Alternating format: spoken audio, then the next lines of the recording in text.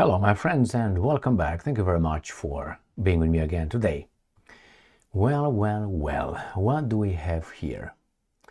I thought at one point that the Russians, the Chinese, and the Indians would really get into a military alliance together with Iran, possibly North Korea. And that's not over. It could happen. They are definitely walking towards or running towards that direction. But what if I would tell you that Russia prepares its NATO? And what if I were to tell you that NATO is kind of like walking in a retreat? Why? Not because of Trump. It's because they lost in Ukraine. Maybe, and I want you to pay attention and memorize this situation that we are in.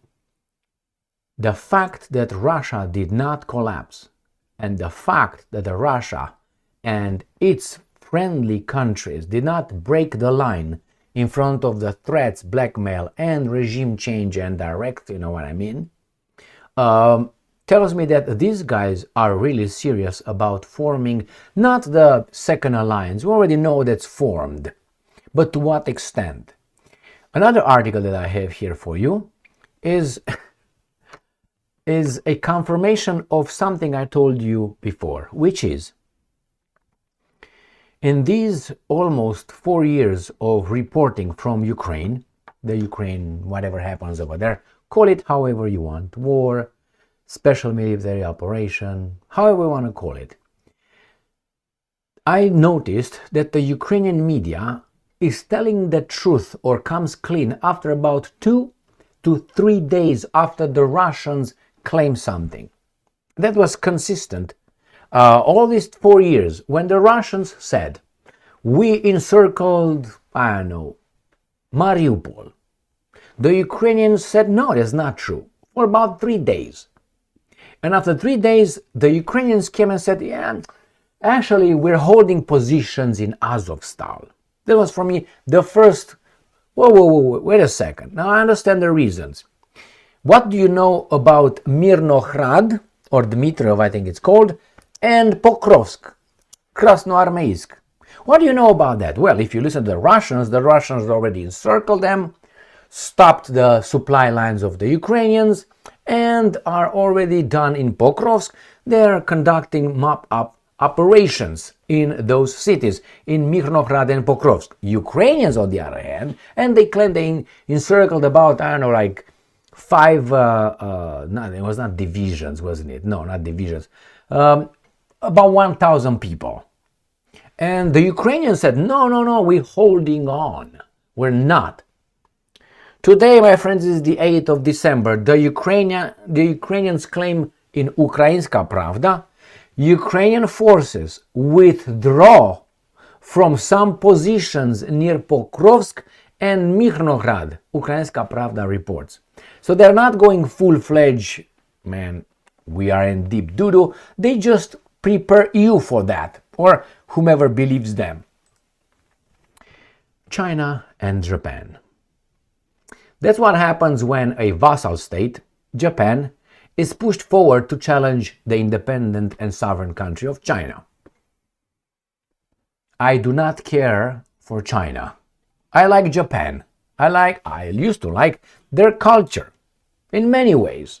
I even learned Japanese, some, as much as I could. I like their arts. I love Japan. I don't have anything against China, but they were not my favorite. The Japanese were. Even though the Japanese, sorry to say that, were a good copy to a certain extent of the Chinese culture. We all know this. They don't like it, but that's reality. All right. So Japan is pushed by the master, by Al Capone from the plantation, to challenge China. And the Chinese have no problem smacking in a direct conflict Japan. The problem is the same thing as Ukraine. You have an instigator, you create a situation, you get smacked, and then you cry, my pussy hurts, to your bosses, to the Americans, and the Americans will come to defend freedom and democracy, even though the United States of America occupies Japan. Japan is not a sovereign independent country. Forget about it. So, Chinese fighter jets locked on to Japanese F-16s. You know what it is? That's a hostile act.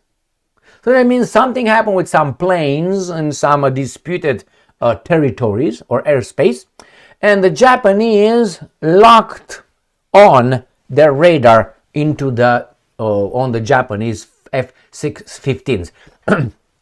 F-15s are American, okay? Okay, and the Chinese did not fly Suhois or MiGs, okay? All right, and the Japanese, who are just the victims, now they cry. Japan protests after Chinese fighter jets locked radar on Japanese planes. Oy vey, Crimea River, I don't care. What do you think will happen? I think it's going to happen the same thing that it might happen in the Baltic Sea, over the Baltic Sea, with some weasel countries from NATO and Russia, not the United States of America. Then we have this situation. Do you know that one country, the United States of America, imposes sanctions on another country? Okay, fair enough, you are in a direct confrontation with the other country. The problem is this country demands, not requires, demands everybody else in the neighborhood to impose sanctions on this country. Even they have no problem with this country, but because under the threat of being smacked around by the good Americans, everybody have to impose sanctions on the Russians. Well, what happens when it's China? Did you know that China sends to the European Union 1 billion euros worth of lumber? That's about $1.2 billion every year of lumber, Russian lumber, sanctioned. So the Europeans, as Dr. Jay Shankar, the foreign minister of India, whom I like very much, said and caught the weasel Europeans and their jackals in the media who tried to shame the Indians. Oh, you're still buying the Russian oil. How about that? Did you know that America sanctioned that? Like the Indians were supposed to say, oh yeah, they did, I'm sorry, yeah, we're going to sanction too. But the Europeans, who are vassals to the US, actually they're vassals with the same interests, to which the US is a vassal as well. The Indians said, well, you ask us, but you buy more oil than we buy from the Russians. How is that possible? Why is that fair? The same here. You guys tell us to sanction Russia on oil or whatever you ask, not you demand of us, but you still buy the Russian lumber from us. And the Americans still buy fertilizer from Russia. The Europeans still buy fertilizers from Russia. The Americans still buy plutonium and other materials needed for their nuclear reactors. They still do it. So I'm sorry, but you have to be consistent. You can't say, you know, I don't like, you tell your wife or you tell your husband, honey, I swear I will never cheat. I never cheat, except on Michelle, Jamie, and Baba, you mentioned a few over there. What's the value of that? I have, how do you call it, principles. I have values. I respect myself. But when you hear but, that means you're gonna void everything you said. But in certain circumstances, you know, it can be like, for instance, Moses. You know that criminal? Yeah, that one from the Old Testament. Yeah, he said that he broke the 10 Commandments, and one of them says, "Thou shalt not kill," or something. You should not kill. Don't kill. But in certain situations, what is this? Oh, you know, freedom of speech, you know, should not be infringed. But, you know, in certain situation, those are privileges. So I'm going to read this beautiful article with China and what the Chinese say about India and Russia's relationship. Guess what? They don't care. They are welcoming it. Why? Because they say China, India, Russia contribute to security, stability, and prosperity globally. Against whom exactly? So I think the Americans are losing big I don't like to say it because I live here and I am an American and I love this country, but I think that sometimes you have to restructure your company and start over. You fire some imbeciles, you throw overboard some rats, all right? And then you start over, or at least you set a new set of visions, as Zelensky said, visions, and then you start trying to fulfill those, and you tweak after tweak it after a while, after this works, maybe we put it a little bit until you get it right. And the Americans, it seems like they are willing to do that. Why? They couldn't have gone. It's not because they want it. Their failure, economic failure, military failure, and alliance failure made them do that. It's not like, oh my God, you know what? We're good people. We are going to do this with the Russians and the Chinese. And it's not that. The world does not function like that. All right, let's start with the first article with Russia's NATO. If you want, and if you don't, I make you. Sputnik. Russia will do everything to strengthen CSTO. So everything. So this was not available until, today, 5 hours ago. Why is that? Because Russia now knows that is going to go in an offensive. So what did he do? Right now, just rope-a-dope. Remember, Muhammad Ali, park, and what's his name? George Foreman was hitting. And Muhammad Ali rope-a-dope and pop. And then, when the guy got lost, got tired, George Foreman, this guy, Russia says, oh, you're done now, George? Let me take you to task. Pop, boom, clop. Down there, round 8. So we are right now in round 8. All right? That's what's going on right here. And this guy is going on a counteroffensive with everything he's got behind him, which is China, India, North Korea. I'm going to use Vietnam and so. All right? These countries, Iran, Venezuela, they're going to create the second club, which is going to be a counter to the first club. Therefore, the club is going to restructure. Not the club, the plantation. Russia will do everything to strengthen the Collective Security Treaty Organization, CSTO. Russian president said on Monday, we will certainly do everything to strengthen the organization. Against whom exactly? Now it's our turn. All right, that's what he said. And what's going on here? Who are these guys? Who are the Collective Security Treaty Organization? So, this organization is an intergovernmental military alliance. You see them over there? Intergovernmental in Eurasia, consisting of 6 post-Soviet states.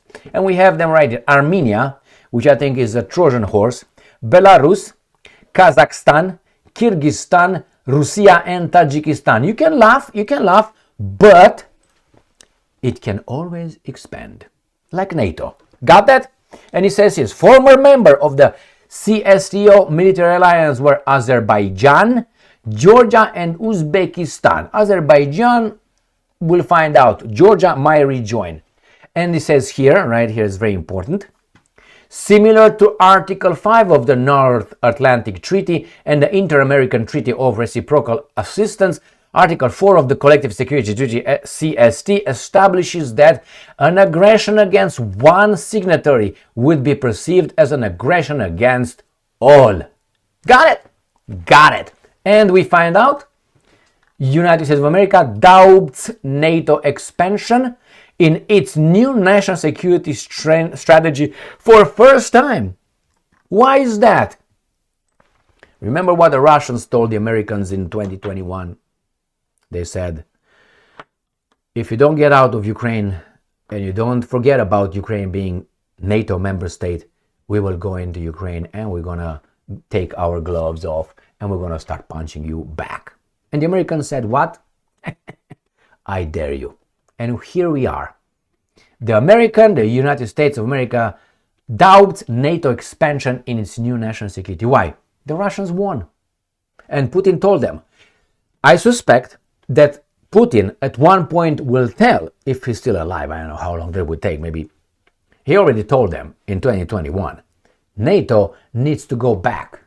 So everything, all the thing that they did, conquering the Central Europe with whatever you want, Poland if you want the Baltic states, moving into the Eastern Europe, Hungary, Czech Republic, Slovakia, and then Eastern Europe like Bulgaria, Romania, so all that needs to be reversed. You kick them out. And the Americans said, what are you going to do about it? That's exactly what we're going to do about it. We will not lose in Ukraine. We will move towards you, and we'll figure out in the meantime what we will do about your new expansion into the Eastern Europe and in Central Europe. And US doubts NATO expansion. But hey, this is an interpretation maybe. Let's see some details here. Washington is officially questioning NATO's aggressive expansionist dynamic. Well, this is Sputnik, so don't forget, this is not what it says over there. In the new U.S. national security strategy, for the first time, Russian Foreign Ministry Maria Zakharova said, all right, let's see what did she say. I like Zakharova very much, and I'm quoting, and I think I have a lot of competition for that. For the first time, the U.S. is, if not committing not to expanding the alliance, then at least officially questioning its eternally aggressive expansionist dynamic, Zakharova said. And it's important that Russia is mentioned in the US security strategy in the context of European security without cause for economic pressure, Zakharova said, adding that the US foreign policy attitudes were received in several provisions. Russia is still waiting for the United States to provide specifics on strategic, offensive and defensive capabilities, she said. Got it? The document's provisions lay the foundation for the search for common ground with Moscow and communication between Russia and the US on peaceful settlement, Zakharova said, adding that Moscow hopes the strategy will have a sobering effect on the European party of war. Definitely, if it's not how the title really pushed it, definitely the Americans are stopping their thing. For now, it doesn't mean that they are going to forget about it. You are made to forget about it. It's not like, my guys, I was bad. My bad, man. My bad. I changed now. I want to attack you. All right, that's what they're going to do. They're going to try differently. Not militarily. They're going to try differently. Or they will try it from the Far East with Japan and North Korea and China. Those guys are the second embassies they're going to use. The Japanese and the South Koreans. You're going to see that. And as I said, the Ukrainians tell us after some weeks already, Ukrainian forces withdraw from some positions near Pokrovsk and Myrnohrad. Ukrainska Pravda reports. So you see here, just withdraws. I don't think it can anymore. I don't think that's true. I think they cannot withdraw. They withdraw how they withdrew in May 2022 from Mariupol, from Azovstal, which is, they were encircled, then about 2,600 people were taken to Russia as prisoners of war. All right? Okay. So again, for some positions, so this is the situation in Pokrovsk and Myrnohrad. Myrnohrad is right here, Pokrovsk is right here, and this is something like a line of, communication and supply lines. This is where the Russians claim they are. Okay, this is where the Russians. But if you go to these guys right here, let's make an refresh here, because this is from the 3rd, the guys from the 7th, we're going to go there, and we're going to find out the situation is not as nice as those guys represented it over there. This is Pokrovsk, which is Krasnoarmeysk, gone, and Dimitrov, it's the Myrnohrad, that's how they call it, the Ukrainians, right there. Now this is from the Russians, but we're going to go to the boys in the Ukrainians, deep state, and I'm going to do another refresh here. So this is going to be from the 8th of, December, and they're going to show you the same thing, the same map as the other guys showed you right here. So they say, no, you know what? No, we can, but right here, you see this? This is what the Russians already say they got everything from Pokrovsk, they encircled Myrnohrad. The other guys in this map did not have this. This is for a few days ago, just so you know. All right, the situation is this. Those guys are encircled, those guys will be massacred, and some of them will come out as prisoners of war. That's what is going to be. And the criminals are just fine in Kremlin, in Kiev. Let's go to the next one and see how the Japanese Pusei is crying because the Chinese said, we mean business, back the fuck off. How would the Chinese tell a Japanese to back off? I think in Chinese is okay, that's back off in Chinese. Okay, I don't know the spelling. I think it's this ideogram.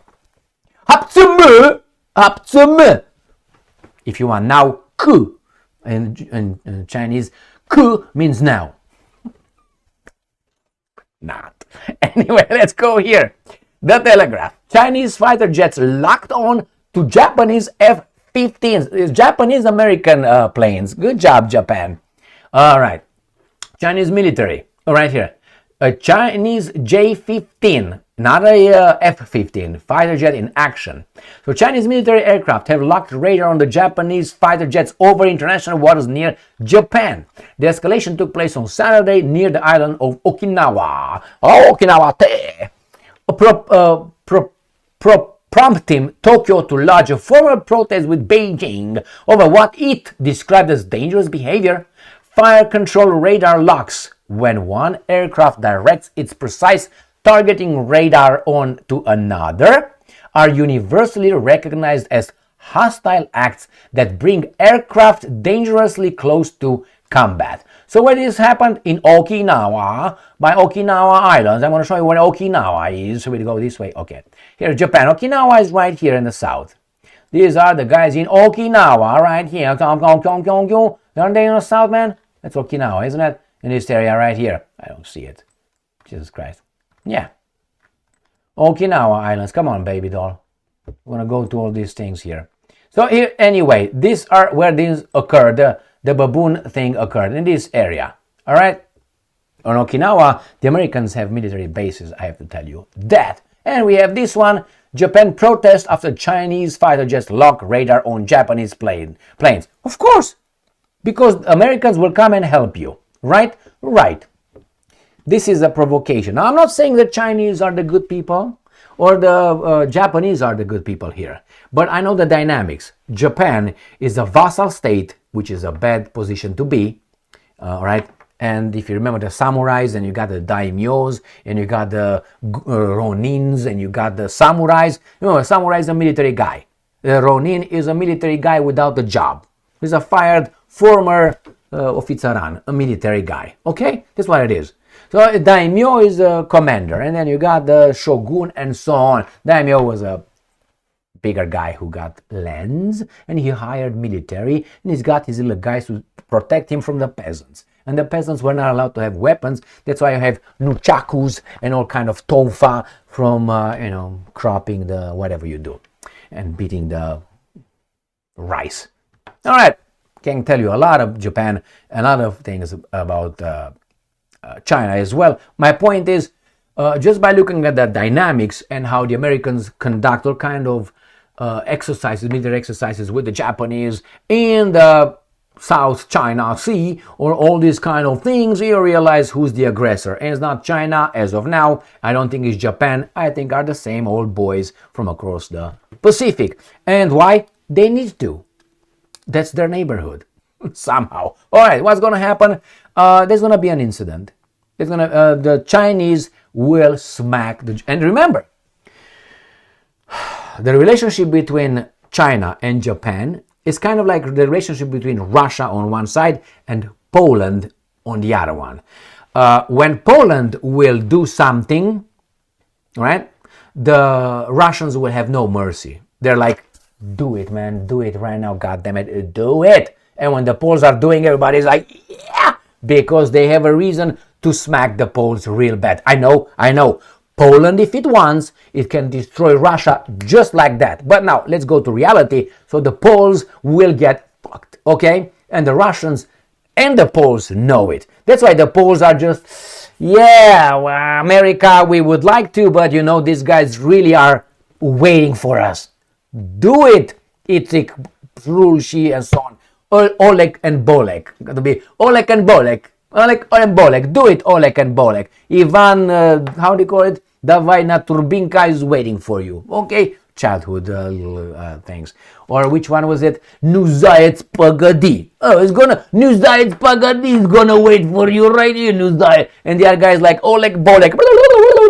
They're not going to do it, man. They're not going to do it. The Romanians know what I'm talking about. Older Romanians. So that's what the Poles. The same here. The Chinese are waiting for the Japanese to do something. Remember Manchukuo? And not only the crimes and the decapitations and testing their blades, the samurai katanas and all that on the prisoners of war, including that Australian pilot, if you remember, that infamous picture with the Australian guy with the blah blah blah, and the guy is like, a banzai! All right, let's move on. So my point is, the Japanese know that the second these guys are doing something, the Chinese will go, how to scorch earth on them. Let's go to these liars, and it's not the two of them, is the guys who pretend to be honorable, which is the capitalist civilized West. What's up, meow meow? You got scared of your door? He came in. Jesus Christ. Meow meow. Are you scared? All right, so this is what it is. So every year about 1 billion euros, China sends sanctioned Russian timber to Europe, and Europe buys it. Of course it buys it, because they are just dishonest. China acting as conduit for sanctioned Russian wood entering Europe. So, you know, who they say the problem is China and Russia, not Europe. So this is like this. How should I put it on? I am the customer. Nobody makes me do anything. And somehow brings me a, illicit drug. Now I can say no. No, because that's illegal. I'm not going to buy it. Or I can say yes.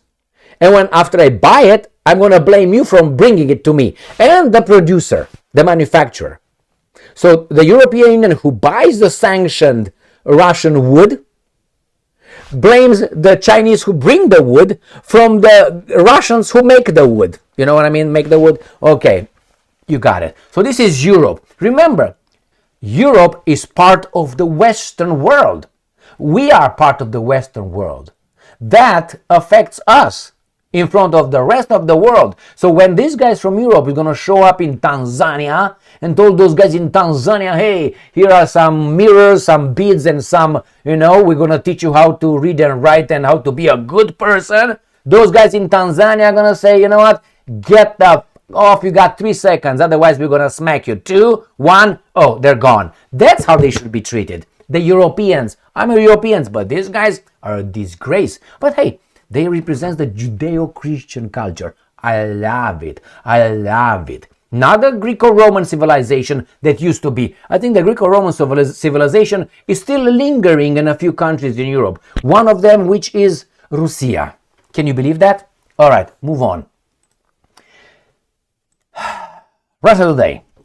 China weighs in on Putin's India visit. Beijing has said its good ties with both Moscow and New Delhi contribute to security, stability, and prosperity globally. And this is what he says. The three countries maintaining sound relations is not only in line with their own interests, but also conducive to regional and global peace, security, stability, and prosperity. China stands ready to work with Russia and India to continue advancing the bilateral relations. Now, plus this, Russia will do everything to strengthen CSTO and adds to this guys right here. US doubts NATO expansion in its new national amount. That means who's winning? I know, could be some exaggerations here, could be some interpretations here, but I think that's the exact direction the world is moving. And I'm glad Trump, as he is the greatest person that ever lived on the planet Earth and in history of humanity, okay, he understands that. And I think he avoids us being smacked like the Titanic. Click, click, click, and go down in about, what, an hour, 45 minutes or so. That's good, that's good. I hope he restructures it, fires once, throws the rats out, sends them by Mediterranean Sea, if you know what I mean. Yeah, okay. Thank you very much for being with me again today. Stay strong, stay smart, look for the truth, and be just.